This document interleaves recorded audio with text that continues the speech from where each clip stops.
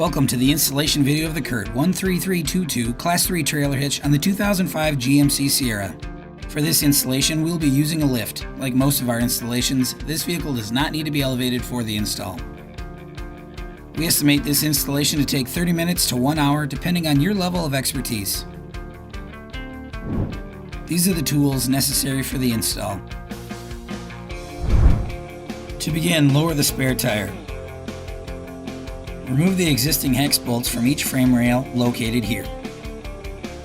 You may need to use a spray lubricant to loosen the bolts if rust is present.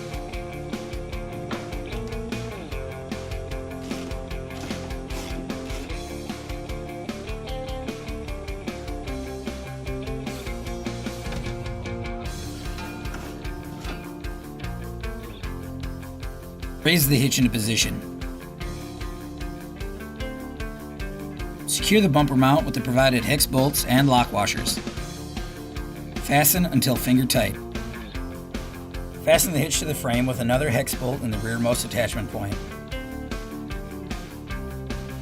Fasten the remaining attachment points with the provided carriage bolt, spacer, and flange nut.